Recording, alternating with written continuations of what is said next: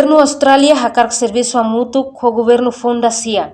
Nebe lidera husi primeiro-ministro kaira lasanana gusmau. Ministra Negócio Estrangeiro Austrália. Penny Wong halau encontro com o primeiro-ministro, o de colher com a base serviço a mútuo, Liu Iha Desenvolvimento área Ekonomia. Nomos ensamak bele hametin liutang relação soberania nação ruane.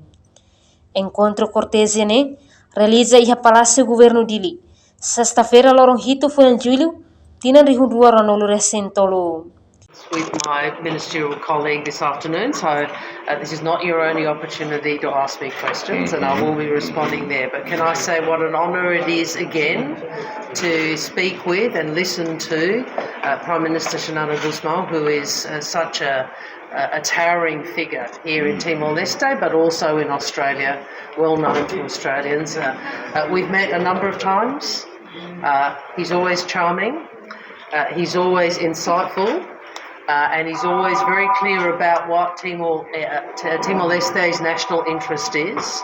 I've expressed to the Prime Minister the willingness of our government to work with the new government to realise Timor-Leste's future, to ensure we work together towards your continued economic development and the realisation for all of your people of that sovereignty and independence, which you personally, Senor, have given so much to over your life. Enquanto chefe governo kaira lasanana Gusmão afirma, behira programa governo da CNI aprova ona cada setor bele contacto Austrália, hodi apoia Timor-Leste. Reportagem Marquita da Silva, Televisão Timor Post.